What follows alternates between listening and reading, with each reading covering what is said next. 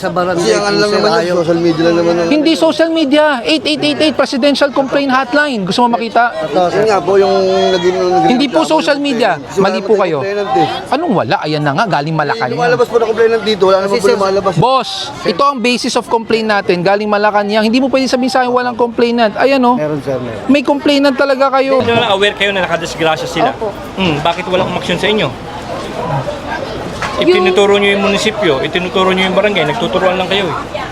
Pero po Gusto mo, kasi, sir, papakita ko yung yung kopya ng BFP. May issuance sila sa amin eh. opo, pero po kasi sir, yung regarding naman po doon sa aksidente, meron naman po kayong Wala. naging complaint doon sa barangay, di ba Naging po? complaint, pero ang Opo, sabi nyo, di po. aaksyonan, pero wala aksyon. Kasi ako nag-manage lahat Oh, yan ikaw eh. pa naman manage. Ako nag-ayos. Teka lang, tatanungin Ginagawan kita. nga natin Sino ba ng ano. nakakaperwisyo?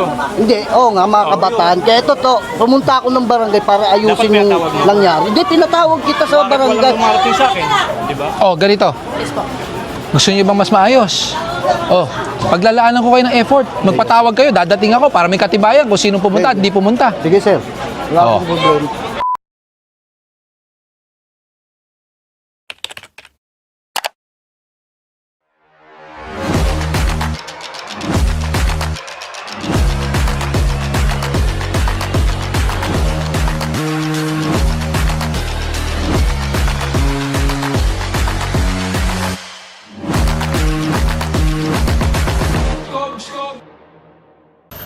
Kala ko ba tinatago yung court? Pinaglolo ko nila ako kamo. Tara, tara. Pakuha na yan.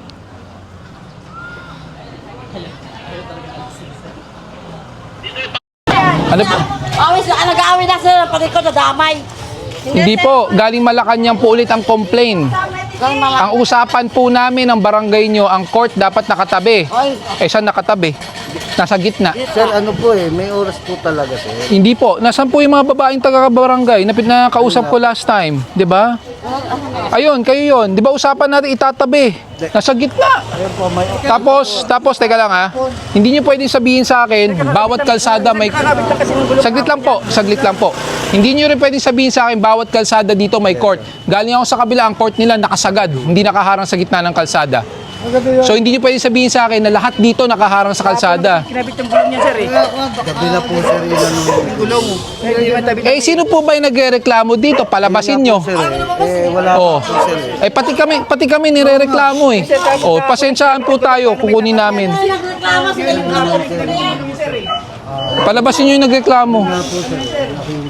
Kung kilala nyo, palabasin nyo. Ito na lang sir, kung ano kung sakali, kasi hindi mo lumalabas yung complainant. Opo, Yung sir, court, itatabi na naman. Hindi po pwede. Kami po ang nirereklamo. Hindi na namin Hindi sinabalik po. yan. Ako po ang nirereklamo sa Malacanang. Dahil bakit di pinabayaan ko kayo? Kasi sir, Hindi po. kahit sa barangay Kasi ang lang sir, naman yun, ayaw. social media lang naman. Hindi social media. 8888 Presidential Complaint Hotline. Gusto mo makita? Yun nga po yung Hindi po social media. Kasi Mali wala po naman kayo. complainant eh. Anong wala? Ayan na nga. Galing Malacanang. Lumalabas po na complainant dito, wala naman po lumalabas. Boss, ito ang basis of complaint natin. Galing Malacanang. Hindi mo pwede sabihin sa akin walang complainant. Ayan o. Meron sir, meron. May complainant talaga kayo. Asa na ba yun? Ang Oh. pakiusap lang namin sir. April 30 pa oh, formal complaint, pati DILG meron na. I am writing, concerned residents of Opao. Ayan oh, involves a basketball court installed directly on public road even though the area is a dead end regardless of its location, the structure clearly obstructs public road. Oh, meron pa ah. More alarming is that this obstruction had reportedly already resulted in a tragic accident. Yung ano namin, pausap namin sir, na wag lang kunin yung court. Eh pangalawa na to. Sir, Ayun nga po. kakatayo lang nga po ka. Kakatayo lang namin Kasi kakawel din gabi. Ganito na lang. Bigyan nyo lang ako Ganito. minsan, Ganito. Hindi, ganito. Ako naman makikiusap. Kukunin ko, i-claim nyo sa amin. Para may papel tayo, may kasulatan. Sige po sir. O, i-claim nyo. Wala naman babayaran eh. Walang problema. O, ganun na lang. Sir, yung ano lang namin kasi sir, ganito sir. Ang pakiusap namin, yung nagrereklamo kasi sir, yung pinatawag namin sa barangay, ayan, kahit tanong yung Sino po ba dyan? Ayun, dito sir. O, di katukin nyo Ayun ngayon. nga eh. Ayaw nga po sir, eh. Lumabas po pagdating nyo eh. Ay, wala tayong magagawa Ayun ang dyan. problema sir eh. Yun nga ang problema po sir. Nakikiusap po kami sir. Ganito na lang pa usapan natin. Ay sir, Ganito na lang usapan natin. okay po. Kukunin ko yung court, Sige. i-claim nyo sa amin, may kasulatan na pipirmahan kayo. Si barangay po ang paper na Eh, nasa sa inyo po. Nasa sa inyo kung barangay ang pipirma, kung may authority siya, kung bibigyan siya ng authority, even he is not in barangay. Tapos sir, ito po sir. Wala namang babayaran yun eh. Pero sir, makiusap lang po kami. Kung i-claim namin sir, saan po kami pwede mag-ano na? Doon po yung kasulatan sa tumana rin po. Magkakasulatan po kayo na itong gamit na to ibabalik sa inyo. Pero pag once na nahuli ulit naka-obstruct ito, hindi na po ibabalik. May kasulatan yan. Pero pag oras ng laro ng mga bata sir, pwede itabi natin. Alam mo bakit? Ang hindi ko maintindihan, bakit sa kabilang kalsada, pwedeng nasa dulo yung court? Ito, Bakit sa inyo hindi po pwede? ito sir, totoo lang. Hindi po kasi dati yan sir, nabubulok taon-taon. Eh bakit hindi ka na lang magpatayo ng walang paa, nakasabit na lang? Paano po sir? Wala po kasi sir. Hindi. Sinasabi. ka sana yung ganyan, maganda yung nakasabit. Oo, isabit nyo na lang. Papayag ka naman may bahay. Yung nakahanga, may bakal. Oo. Hindi, kausapin nyo na. Kasi sabi nga nila, laro ng kabataan. Lahat laro ng kabataan. Diba? Nakahanga yung bakal. Wala nga naman bala sa sasakyan. Oo. Pwede naman yan, maglalagay tayong poste dyan sir sa pader. Magposte kayo, tapos nakahang para wala sa gitna. Tapos yan, puputulin na natin yung welding. Ito, ayan o, nakapaloob to eh. Opo. Ba't di na lang dyan? Kausapin nyo na lang. Poste na lang kami dun sir, kausapin. Maganda nga yun. Kausapin nyo na lang.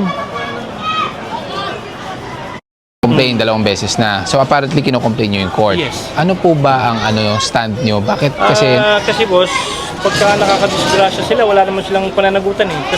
Sabihin nila bata. Paano natin masisisi yung bata eh kung asan ba si Kagawad? Kagawad. Ay, Yes. Ayan. alam nyo na, aware kayo na nakadisgrasya sila. Opo. Bakit walang umaksyon sa inyo? Itinuturo nyo yung munisipyo, itinuturo nyo yung barangay, nagtuturuan lang kayo eh. Pero po Gusto kasi mo sir, papakita ko yung yung kopya ng BFP. May issuance sila sa amin eh. opo, pero po kasi sir, yung regarding naman po doon sa aksidente, meron naman po kayong Wala. naging complaint doon sa barangay, di ba Naging po? complaint, pero ang Opo, sabi nyo, di po. a-actionan, pero walang action.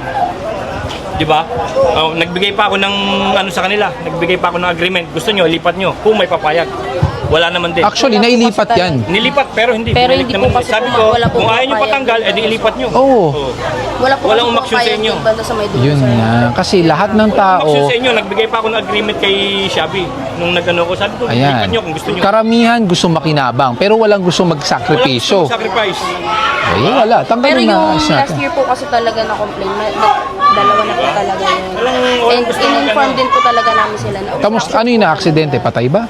Hindi Hindi naman. naman. Mali yung buto. Pero still, buntis ata yun. Hindi Ay, po. yung dati pa yung Bukod previous. pa po Bukod pa yun. Bukod pa po yun. May previous na nabalian, tapos yung nanay ko nahimatay, meron kaming medical record.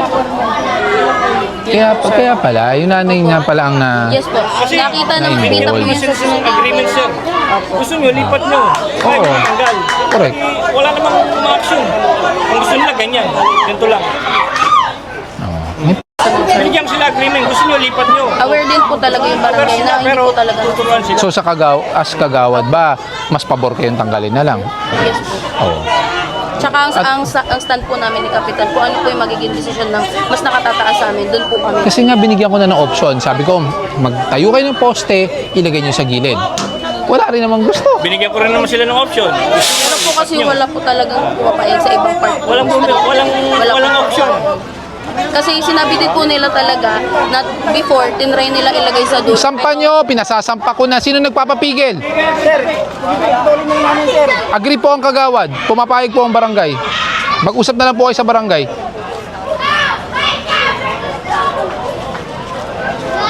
May complaint si sir.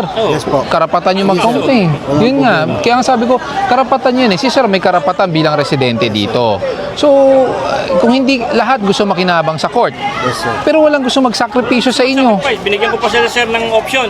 Kung may makatama mo, may pipirma sa inyo kasi pinapirma Wala na pa nga ito eh. Nakita mo, ginagawa pa nga namin ng maayos. Nakita mo, tinayo pa lang kagabi. Nakipag-usap nila sa akin si Galis, nakipag-usap sila kay Amer. Hindi. Bakit hindi lumapit? Kaya nga dapat ako kinausap mo dyan. Hindi. Kasi ako Dapat ikaw- ako nag-manage lahat Ay, niyan ikaw eh. pa naman manage. Ako nag-ayos. Teka lang, tatanungin Ginagawan kita. nga natin Sino ba ng ano. nakakaperwisyo? Hindi, oo nga mga kabataan. Kaya ito to, pumunta ako ng barangay para ayusin Dapat yung pinatawag mo. nangyari. Hindi, tinatawag kita sa Bakit barangay. walang dumarating sa akin? Di ba? Oh, ganito. Yes po. Gusto niyo bang mas maayos? Oh, paglalaanan ko kayo ng effort. Magpatawag kayo, dadating ako para may katibayan kung sino pumunta at hindi pumunta. Sige sir, wala Oo. akong problema. Ganun na Yun lang. lang ang amin sir. Eh kasi simple lang yan. Sinabi ko last time, Kasi option mo yun to eh. Yung ako option ako hindi rin sa amin kuya. nakarating eh. Pasensya ka na kuya. Nagbigay rin ako ng option last time nandito ako, ilipat nyo. umokay kayo sa akin eh. Pero wala pa sir, kasi kakatayo nga lang po kagabi. Tinignan muna kung naka-align yung pinag-weldingan. Ayun nga, tabingi pa nga po, ipapababa ko pa nga sana yun sir. Simple, Kasi ganito na lang. Mag-usap kayo sa barangay, maghanap kayo ng pwesto. O, bibilang kayo ng court. O, na hindi yan nakaharang. lang sa amin sir. Kasi sentimental value yung court sir eh. Kumbaga, 80s, 90s pa yan, yung bakal na yan. Halos, inano pa namin yan sir, pinaglaanan, palitan yung mga nabubulok. At saka ano, totally sir, bago yung bakal sa ilalim niya. Binilang ko na ng bakal yan, pina-weldingan, pinaayos. Pasensya ka na ha, pero hindi ko, okay, sentimental value, 1980s. Ulitin ko, 1980s, hindi Abo. ganong kapuno ang kalsada. Sa tingin ko, wala pa tong extension. Yes, sir. Wala pa extension ng tindahan doon, di ba? Abo. Pero ngayon, ano na ba, 2026, ang sikip nyo na. Yun nga. Ito, with all honesty, nagpa-inspection po ko ng gabi. On your end naman, sir, yung mga sasakyan na ginagawa dito or motor, as much as possible, baka pwedeng hindi rin po naka-obstruct. Dahil hindi ko po alam kung sa inyo yun na nakita namin nandito sa labas. Pwede sir ipa-review kung sa amin kasi hindi ko may tatanggi, may camera. Ayun. Barangay, pwede nyo po bang i-check? Yes. Oo, ganito na lang. Sabihin sa akin, hindi pwedeng sabihin sa kanila. Ganito. Gusto nyo ng court, humanap kayo ng lugar na po pwede. Kung pumayag kung sino mang ninang niya, Apo. Meron na sir. maglagay ka ng kasulatan. Pinapayagan ko itayo ang court sa harapan ng aking bahay at ako po ay nagbibigay ng pahintulot na hindi po ako magrereklamo. Yes sir. Kasi pag sinabi kong verbal, boss, lagay ako court. Okay pare. Verbal lang yun. Kasi nagkainuman kami. Okay na pare. Sabay nung pag nahimasmasan. Bakit may court dito? Oh, di ba? Perfect example, di ba? Verbal lang yun. Oh, kasulatan tayo para pag nagreklamo, ay ninang, pumayag ka eh. Di ba? Tapos mag-witness ang barangay. Di ba? Simple lang, court lang yan. Ulitin ko, lahat gustong makinabang, walang gustong magsakripisyo sa inyo. Lalagyan nyo, ayaw nito. Lalagay dito, ayaw nito. Di ba? So, anong gagawin natin?